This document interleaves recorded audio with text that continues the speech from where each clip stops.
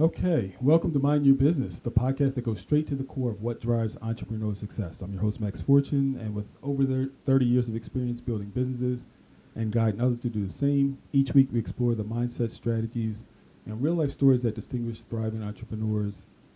Try to deliver you candid insights that you need for your business. So if you have tuned in and received just one piece of advice that you can use to make your business journey a little easier, make sure you like, follow, and subscribe to Mind Your Biz Expert on YouTube or whatever platform you are watching and listening to this podcast on. So it's just a little thing you can do that goes a long way to keep this podcast going. So you can pause it now and just do it.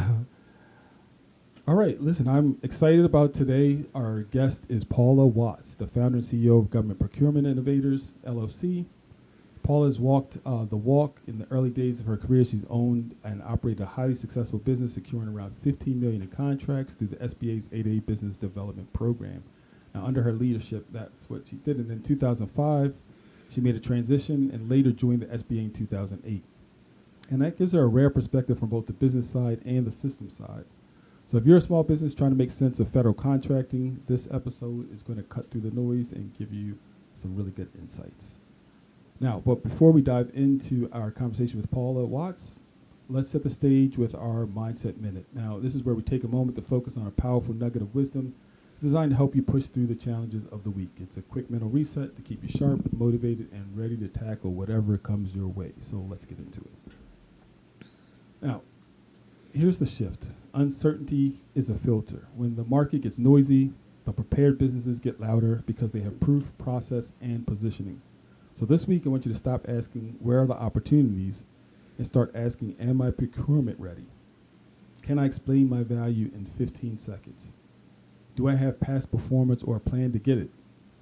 Is my compliance clean enough to survive due diligence? Chaos rewards the businesses that treat contacting them like a system, not a lottery. So we want to make sure that you are ready for that. And so this is where our guest Paula is amazing at. And so Paula, you've seen this from every angle. Entrepreneur, as an entrepreneur with an 8A contract winner, and SBA insider. And let's start with the real question. And that real question is, when small businesses feel chaos in government contracting, what are the misunderstandings, or what are they misunderstanding the most? That is not as complicated as it seems. And when you look at the federal government, it's uniform. Once you understand their process and their systems, then it becomes easier. And then there's certain entry points for small businesses entering into this space, meaning the federal government has buys that are specifically for small businesses that are $350,000 and below. Okay. And that's a lot of the training that I try to teach and target businesses to identify those types of opportunities. Wow. So there's still opportunities out there, you're saying, even in this current. Absolutely, it's more. More. Because if you think of it logically, they reduced the workforce on the federal side, which means they did not reduce the work. The work still has to be done. Wow. And so being here in Atlanta and seeing the impact, specifically with those who were employed with CDC, and how Doge came in and just wiped out complete divisions. Wow. And what I realized at that stage is that the work still needs to be done, and the worker bees are now on this side, but they didn't understand their value. Mm. Wow. They're the only ones that understood the process. Wow. So when you have a whole acquisition department let go, that's been in that one agency for 20 years, they understand the rules of engagement. So it's helping them to understand their value and the power of their institutional knowledge. Wow. That on this side, as a government contractor, I would pay a contracting officer or contracting officer representative $30,000 to review my $30 million contract to make sure it's in compliance. You know what? That's a very interesting perspective on that. But yeah, that's something that yeah, interesting perspective. I think that's a good thing, and I think people are seeing. I guess that there is. I mean, you make a great point. Is my whole point is you're making a great point that there's sometimes opportunity, even at a time like this. There's more opportunity. More opportunity. And sometimes God make you shift. Yeah, yeah. It's uncomfortable, but sometimes the shift is necessary. And what your plan is may not be what God's plan is for you. I am a Christian and believer in understanding the journey and the pathway that you're taking as an entrepreneur. You may not know it and may not see it, but what I realize as a seasoned senior right now is that my steps were already ordered when I decided at 25 that I was going to own my own company. Wow. I didn't know what that looked like, but I was trained by some of the best people. Wow. Leveraging SBA's program, and that's what made me successful so quickly in my first business. I just didn't know any business. I had no clue about business. The government was giving me contracts left and right. I had no idea what I was doing. I couldn't read a profit and loss statement. I didn't know what those 940s and 941 forms were. Wow. So having gone through that experience, having worked at SBA after having to close that first business, thinking that was going to be my retirement, until I heard God's voice said, "You're going to leave SBA." And at that time, I was like, God, they don't fire you in the government. Yeah. But it's like, I'm going to make it so miserable. You're going to leave. And I had paid my time. I'd been there 7 years, and I studied their operations. And I knew that I was the only one at SBA that had ever run a business. And so nobody was teaching, specifically those in our community, the process. It's all information based. Right. Go register and do this. Go get this certification. And most of the ones who are delivering the information are W-2 employees. So they're limited in what they can tell you. Wow. My advisors are those, if you've had to meet a payroll, then we can have a conversation. Unless you haven't had to meet a payroll, then you're limited. Well, I want to circle back to something you said, and you said as a Christian believer, and just even in business, and my belief is that, especially if you are a Christian walk, which I am as well, I think the way I look at life now is that things are happening for me, not to me. And so I think when you shape it that way, it doesn't change what happens, it just changes how you look at it, how you view it, the scope that the lens that you really look at it with. And that sometimes changes everything else. So I think that's one of the approaches that that I do go at things, and it's about not asking why is this happening to me, but how is this happening for me? And I think when we kind of look at things that way, we find that a lot of things, like you're saying, what they call them, the spiritual bumpers, we get kind of bumped to do something we would never have done, but like you said, God makes a way to where you just have to, you get uncomfortable, and it's funny. It just kind of reminded me quickly of a short story. It was I've been in sales like my whole thing, and they talked about sometimes we get comfortable, and you just get used to being wherever you are until anyway. Yeah, so I can just go off with these stories. I want to stay focused on you, and I want to talk about. I want to bring you in here. It says you were able to secure around $15 million through SBA's 8A program, and I wanted to talk about what you did early that created momentum, and then what you did early to create the big win, or before the big wins came. Okay, let's back up. I think your history tells the story. I'm originally from Asheville, North Carolina. Okay. My father was one of the first black police officers in that town Wow. who ended up having to sue them based on discrimination. He ended up winning, and he got his back pay and his stripes back. Then he retired and ran for city council. Mm. And this was in the 90s. He won, and as a city councilman, he found that their kids, he found land by the projects in Asheville and felt like the kids needed a park. So he was able to get it funded, Wow. and we now have a park in his name. Wow. So for me, watching him and what he did in his role as that police officer taught me a lot. He wasn't necessarily taking our children to jail. He was taking them home. He was a serial entrepreneur. He created a police and boys camp to bring kids from the projects out there to give them a safe haven. Worked at every club. He just had all these side hustles. Wow. So when I left, I graduated from East Carolina after college, went to Asheville, couldn't find a job, which is typical in most small towns. Went to Washington, D.C. My first job was with a company that was a part of this program that's called the 8A. Now, people outside of the DMV area have no clue what that program is.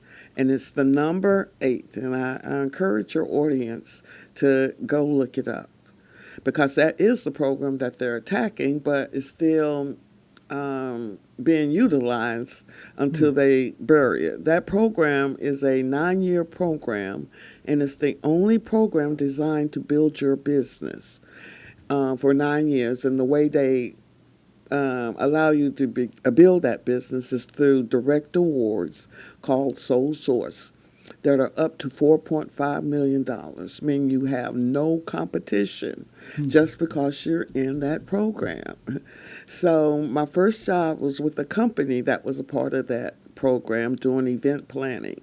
Wow. I ended up attaching myself, once I figured out who was paying my salary, which was the government, to that one contract.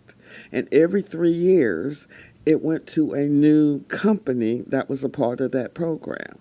So I ended up going through 5 companies before I started my first business in 1996. Wow. The first year in business, I received $1 million contract. Second year, I applied into the 8A program, received another $3 million contract. And I continued to grow it.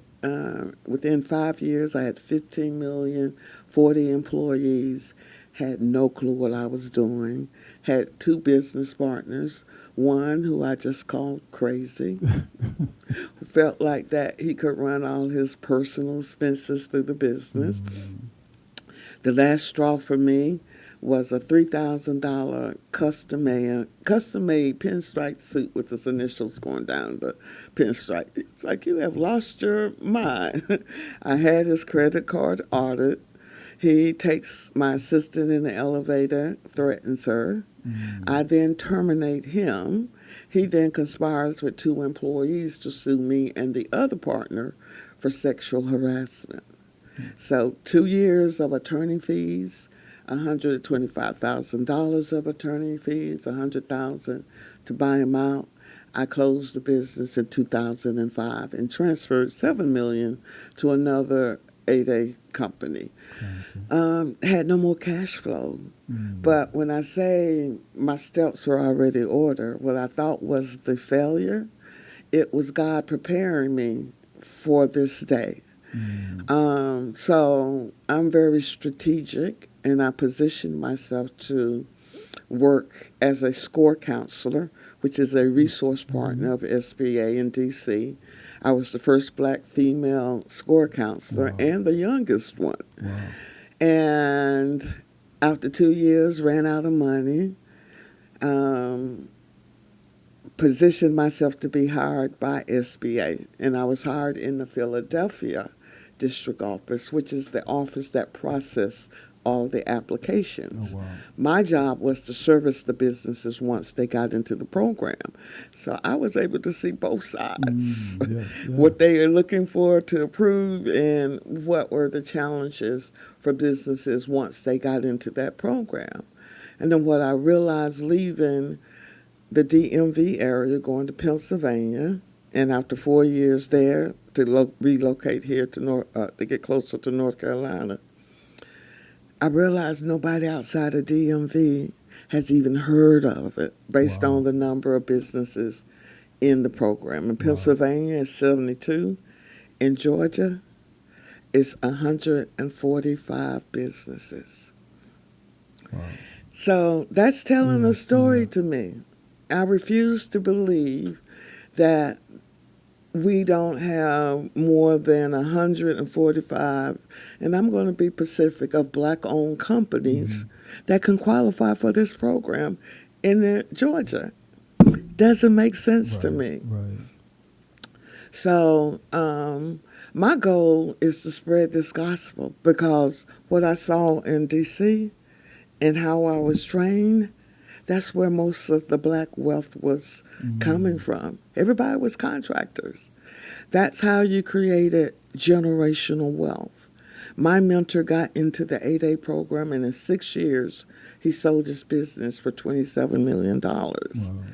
This is how we began to change the pathway of the system that never really wanted us. That's the reality. Wow. Wow.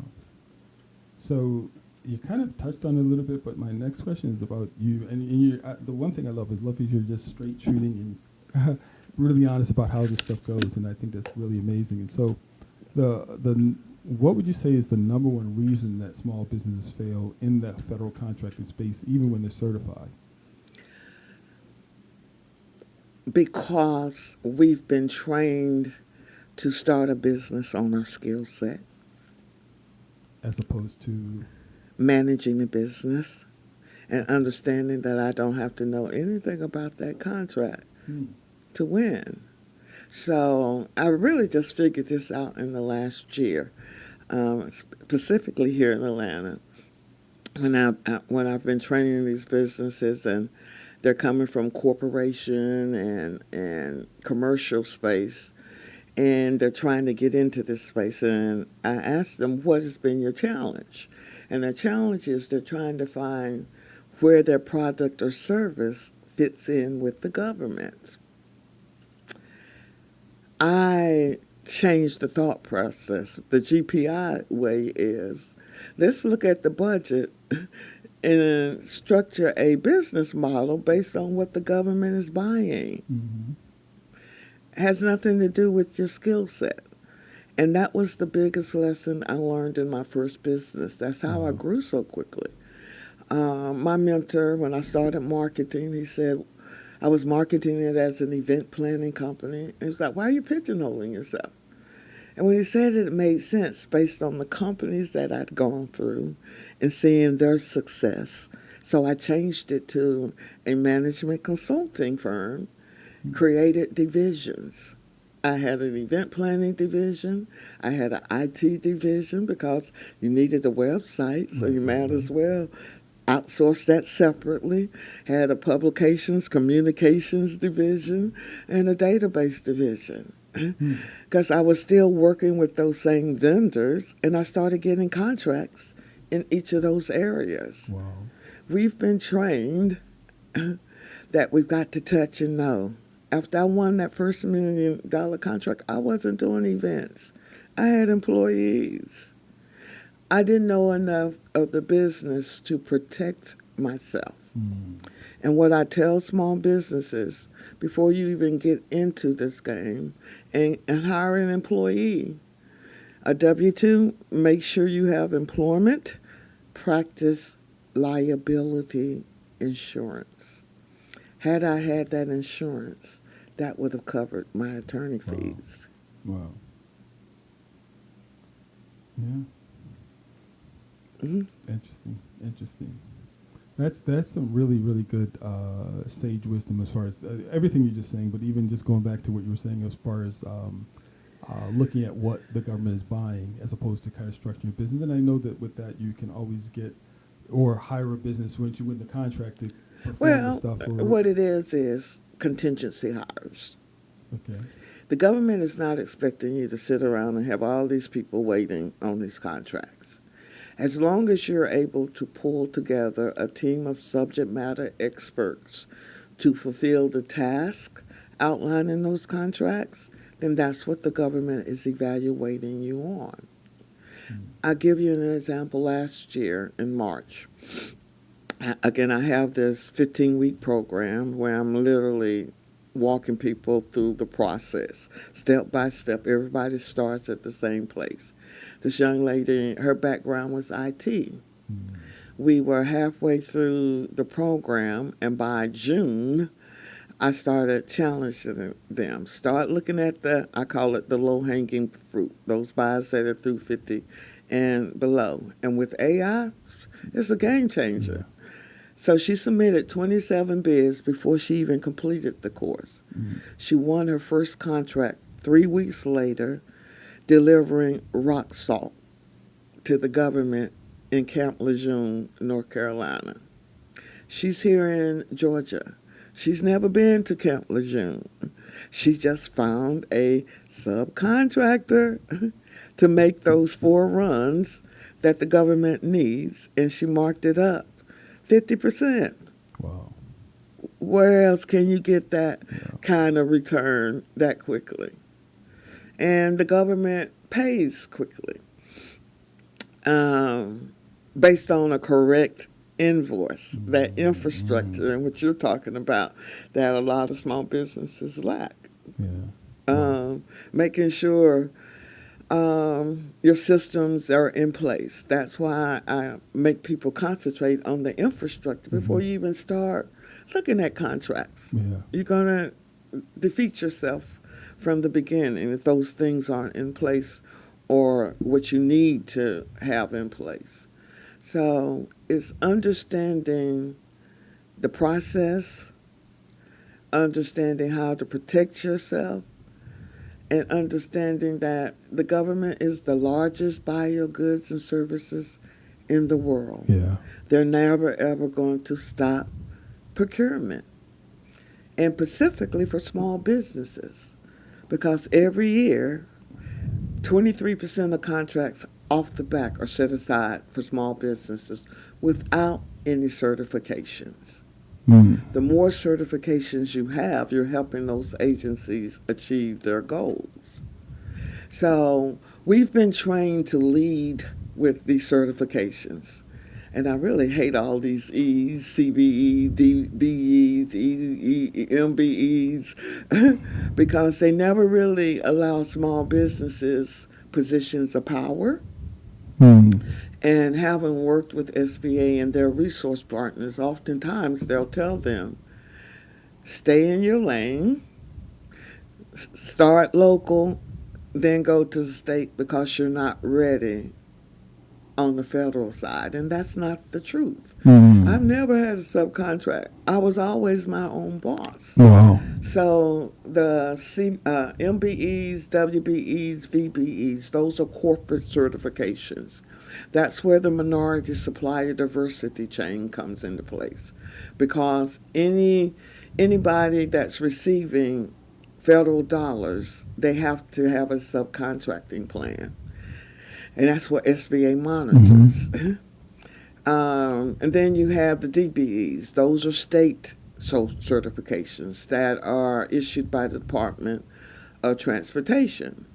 You're always going to be a subcontractor. They're not allowing you to be your own boss. And then you have your own local certifications. And to me, that never made sense for you to start locally in the state, because, one, the competition is more. On the federal, I can win a contract worldwide. I don't have to be there to win that contract. That is a very, very, listen, I talk a little bit more than this, but I'm listening a whole lot more because I find everything you're saying very, very interesting. And it kind of, all this really leads into my next question about this whole term about being procurement ready.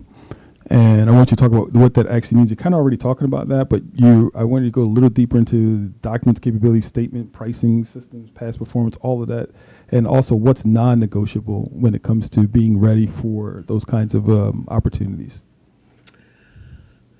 Pass through. The government is not going to allow you just to subcontract it all out. There's subcontracting limitations. You have to manage a percentage of the work. Okay. And that's where I defined it as project manager. Right? I had an IT company that won a contract in Miami doing landscaping. Right? Has no past performance in landscaping. He identified the landscaper. He's from here, Georgia. He went to Miami to do the site visit with the landscaper. The landscaper had 25 years doing it. He screened them. He ended up winning because he was demonstrating I'm managing the project. I don't have the landscaping expertise, but I'm managing my subcontractor. So again, his landscaping contract on that and that was a 5-year contract. Gotcha. His landscaping cost was $24,000 a year. He billing the government $65,000 a year. Wow. So to start out, you want to make sure that you're going to factor in your costs, your time. Right. Assign a labor dollar amount. Your time is valued. Make sure you're factoring that into your bid. Second, you need to understand you're going to need that money up front, at least for 2 months. Right.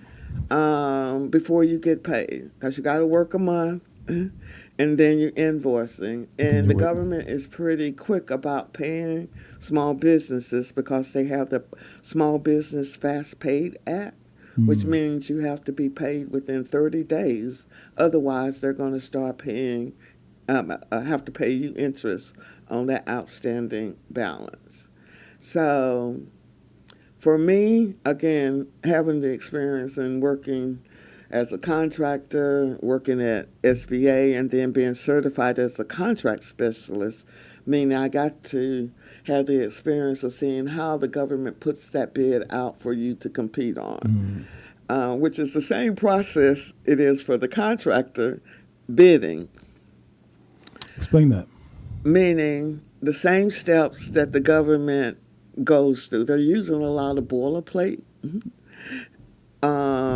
They're not going to start from scratch if they're looking for a landscaper. Right. They're going to use some boilerplate landscaping, RFP solicitation, and mark it up for that Pacific. Same thing on the contracting side. I'm not going to reinvent and start a whole new proposal for event planning. It's the same process. Right. I'm just going to customize that event planning process to that specific agency. Factoring companies. A lot of times, as you addressed, and you said that we typically start our business on credit cards, guilty, even in this one, borrowing from family or friends. And the reality is our access to capital has always been capped. I look at the numbers on the inside of SBA. I was seeing who was getting SBA-backed loans and who was not. And so often it was not us. Right. And you've got to have money. And so for me, when I think about the state of where we are and where we've come from, I look at my parents' generation. I look at our ancestors. They had a whole lot more with less. We have a whole lot more with less. They had a whole lot less. I'm sorry. What was that? A whole lot more with less money. We have a whole lot more money with less. I feel personally, as a product of the integration, that's really what jacked us all up, because the money went out of the community. When we were segregated, we had no other choice but to spend within. And then that also became the self-destruction of the black family, the black men. They took them out of the household. I don't hear my brothers. They're silent. They gave the black women the power, and we took it and ran with it. And it's too much pressure. Yeah. So we've got to change the dynamics of the way this America has really treated us. It's not good. Well, I think this is a perfect opportunity. The way things are right now is kind of a really great realignment period, because we're, if we're looking at it that way, I think this is a great time to reassess that and to rebuild it, because honestly, you can't ignore it at this point. It's in your face. So I think that's definitely a thing. And I'm hearing that reverberate, that we're understanding the moment, and we have to just really find ways to work within our community to kind of strengthen the community for structure. And we have a lot of money in our community. Oh, absolutely. A lot. And it's just, I don't know that we understand that fully, or how much of it. And then we're, like you said, there's a lot of it getting dispersed out. But we're able to recapture that, refocus that, reappropriate a lot of that, and just understand the value of that. Well, what I realized working at SBA and then going through those companies in the early 80s and 90s, leveraging SBA's programs, and now specifically through their mentor protege programs. What I didn't realize until last year, a lot of those companies in the 80s and 90s, the infrastructure was still white men. And I would get frustrated with those black, where are we? Not understanding, number one, they couldn't be the face of their companies. Number two, they were investors in that company. They could own up to 10% of that 8A company without ever being on the radar of SBA. Wow. And it's the same thing now through that mentor protege program, through that 8A program. You can own up to 20% and never have to submit any paperwork to SBA. So this is a way that we have to begin to self-finance ourselves. And I've been working and trying to engage with a lot of the PE firms, because they didn't know they can invest in these businesses, especially if I am training them up and have had a success track record of businesses winning millions and millions of dollars. I got $1 billion baby today. It works. I have the blueprint from the inside out. Wow. And we've got to get engaged. We've got to deprogram ourselves. Indeed. Understanding we've got to work together. Yes. That's the only way we're going to be able to survive this madness that we're going through right now. We've got to take care of us.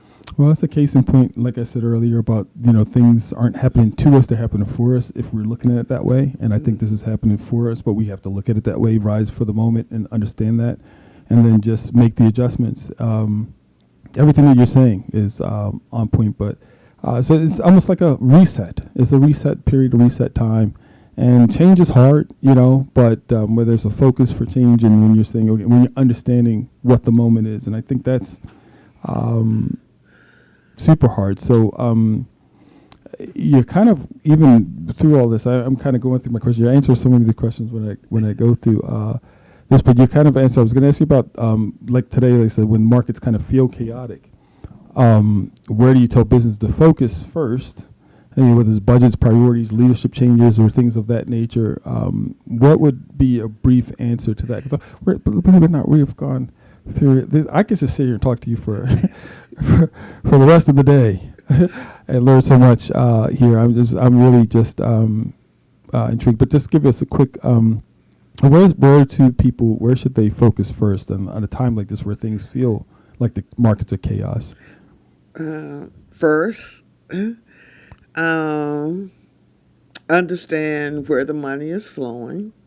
So in my program, again, it's a 15-week program. Working at SBA and working with one of their with the resource partners, they'll tell you to go get registered in Systems for Awards Management, SAM.gov. Mm-hmm. That's the government's database. Get all these certifications. I tell businesses, first, listen to where the budget is, where they're passing the money. Right now, I know the top 3 agencies are DOD, Homeland Security, and the Veterans Administration. Those are the top 3 agencies that I would target. The government across the board are going to need, they buy everything. For me, if I'm going into this game and having been an event planner, that industry was kind of hard. It's like construction, I would say transportation, and I say it's harder because you have to put up a whole lot of upfront money before you get paid from the government. And you want to minimize your liabilities. So I'm looking at labor-based contracts. Those are the easiest contracts. Okay. Meaning I'm just paying for people's payroll. I don't have to worry about hotel deposit. I don't have to worry about I just making payroll. I had a real estate broker that got into the 8A program. Her very first contract was under that program, which was a sole source, was $3.5 million. Testing monkeys in the lab at CDC with HIV. Okay. She just picked up the same people that's been on that contract for 10 years. You're just picking up payroll. So aligning yourself with people who are graduating from the program, that's how it's played up in D.C. Most people are grandfathered in because people, when they graduate from the program, they can't keep those contracts. Right. So they're looking to bring somebody else along so they can at least keep a portion of that contract. Right. And start looking at the low-hanging fruit. There's a peak time that you want to start marketing to the government and a downtime. The downtime is between October to February and March because they haven't received their full funding. The best time to market to the government, to start competing on contracts is, I would say, from May to September, because they're trying to get rid of all of their money. So the closer they get to September 30th, they're trying to get rid of the money. Your advantage right now is, as we've all seen, we have a whole lot of incompetent people on the other side. So that's going to give you a higher chance of winning because they don't know what they're doing, but they still need to get rid of that money by September 30th. Interesting. You were talking about your program, 15 weeks, and tell us a little bit more about your program. How does it work? How do people get involved? So let's talk about that a little bit. Yes, I host an information session monthly, every Saturday. Twice a month, where I'm talking about the program and about how to get into the game. The program is broken into 3 modules. Okay. The first 6 weeks is titled Business Ready, where I make everyone start at the same place because I want them to understand what SBA will be looking for when they start applying into those programs. I created templates for my first business. So you don't have to reinvent the wheel. The blueprint works. Right. So I like to say my first 6 weeks is getting people dressed up. The second 6 weeks is government ready. is now strategy. Now that you're dressed up, you're looking like everybody. Well, how do I go out here and market to individuals? How do I leverage the mentor proteges, joint ventures, teaming opportunities? How do I protect myself? Understanding that game. And then the third module is 3 weeks, and that's where I'm going over actual copies of proposals that I've won, cost proposals, creating a business plan that will get you into the mentor protege program and the 8A program. Because right now, I want to get as many in right now as possible. If you're been in business 2 years and have, even if you have 20,000 revenue, you can start applying. Because right now, that's still the only vehicle that's giving sole source contracts outside of the Veterans Administration. So all my veterans, the VA have the same package in being able to award sole source contracts up to $4.5 million without competing. Wow. That's the whole game here. So you have it down. You got the game. People can kind of come in and take your program and get situated. If they go to GPIwin.com, GPIwin.com. One of the students dubbed the acronym as God's Plan I Win.com. So I like that. We'll take that. And then I have here in Atlanta, it's a lot of entertainers. Right. Having them transfer their skill sets over here. I had Malik Yoba from New York Undercover. He went through the program. Did he really? And he ended up winning 2 contracts. I trained him and his whole family. He understood he does not have ownership over all those films and production that he's done. Right. So now he's in this game. We've got to get into the game. Yeah. It's our money. Right. Yeah. That's amazing. As we're kind of winding up this, we still have a few more minutes. I do have a couple more quick questions because you just, like I said, just dropping so many gems, as they say. If you could give any or every small business owner one rule to win more federal work.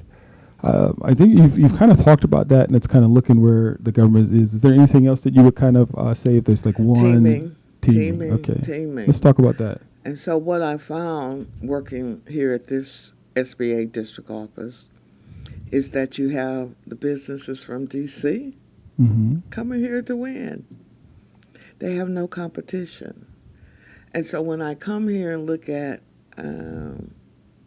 this area, you have CDC and you have 5 military bases.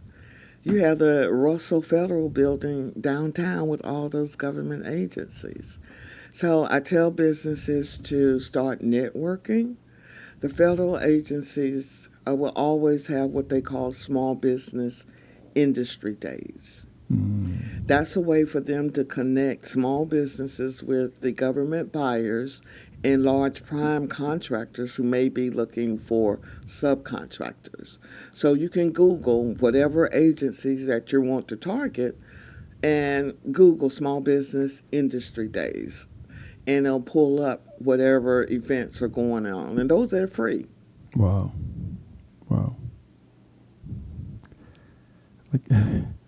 Okay, I'm just, okay, good. That's really good to know. Is there anything that you would be able to share about? And as part of it's doing a predictable kind of pipeline. So if you were to talk about weekly actions, monthly metrics, or anything quarterly goals, what would those kind of things look like? What would you talk about? Once people have completed my program, I give them metrics. Submit at least 2 RFQs, those are requests for quotes, a month. There's another way you can get into the door that's called sources sought notice. Those are the first stage of the government's procurement. They're doing their market research to determine if there's any small businesses available to compete on those contracts. So you're getting in it from the beginning. Once they determine I have enough women on small businesses, we're going to move to the next phase and put it aside for women-owned small businesses. So now you're beginning to build relationships. And any business is all about relationships. The beauty of the federal government is everything is public. Right, right. On all those bids and solicitations, there's always going to be an email or either a contact phone number. So once you're bidding, you're following back up. Hi, have you determined who's awarded this contract? Oh, by the way, can I give you my overall capability statement in case something else comes by your desk that I may qualify? Because it's still a small community. They also have micro purchases. Those are buys that are $25,000 and below that will never, ever be advertised publicly. So how do people get access to those? Once you connect with that agency, each agency will have what they call an Office of Small Business Disadvantage Utilization. They have a small business specialist. Ask that small business specialist who's responsible for those micro purchases. Those are, again, the buys that are $25,000 and below. Low-hanging fruit, like you said earlier. Sometimes a good place to start. I gotta probably find some time to talk with you even after the show, because I'm kind of trying to be mindful of the time with this. But this has been such really good information, and I'm sure our listeners our watchers have been getting some really good information. So this has been amazing. I knew it was going to be really good. So I want to know what your target audience is. So for you, so people who want to kind of work with you or refer clients, who's your ideal target audience? What industries, business sizes, and readiness levels do they need to be to support you best? I take them all. You take them all? I take them all. Those that have the desire to want to start a business. I've had a lot of MDs, doctorates that's come in here, MBAs, and all of them are saying no one has taught us this process. The program's pretty intense because you have homework, but it's all applicable towards your business. Startups, students. Okay. I like to tell my college kids, look at that movie War Dogs. That was a true story. I've seen that. It was a comedy, but it was a true story when these college kids was winning all these federal contracts. And so that's my goal, is to be able to teach them how to go after these contracts, and that creates a pathway from them. Because these degrees is teaching you to go work with somebody else. Right. It's not teaching you how to run a business. It's teaching you a skill set. So my goal and my vision is if I could train the young ones up to start looking at opportunities, start competing, leveraging this AI right now. We've got to get on the game with AI. Yes. They can either own their own business. A government contractor will pay them $100,000 out of college to sit there and just start competing and looking for contracts for me. And just to position themselves for success. I don't want them to get caught up like my generation was. What did they tell us? Go get you a good government job. Go to the corporate. We did it all the right way.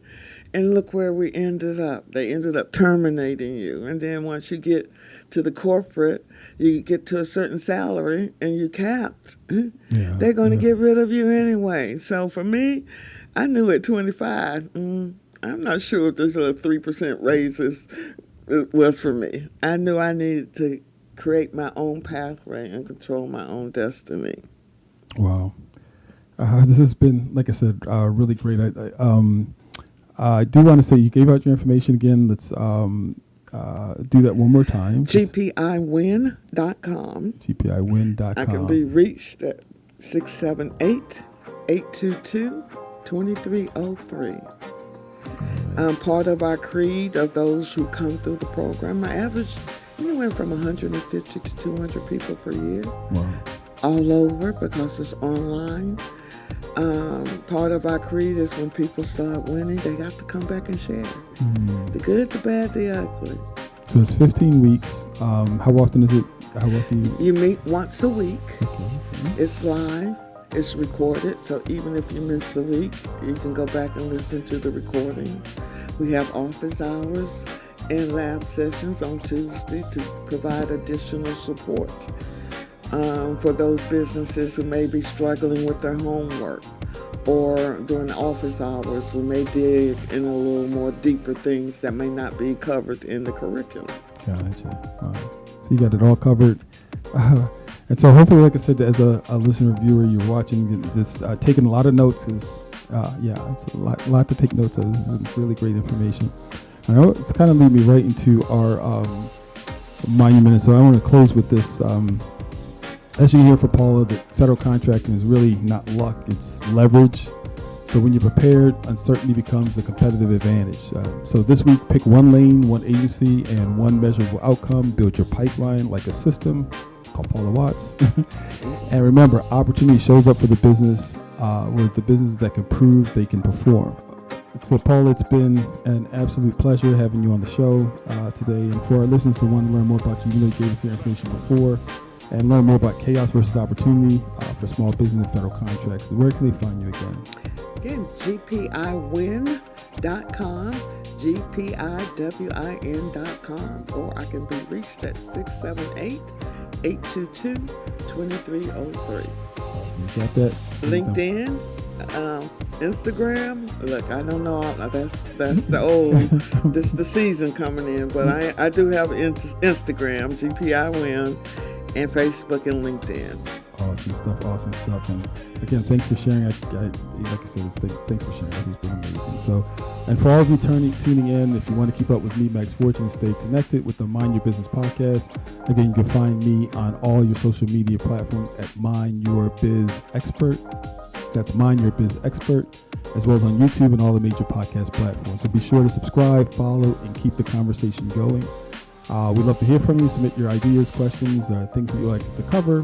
Make sure you engage with the community. And again, let's continue building together. Until next time, stay sharp, stay focused, and always mind your business.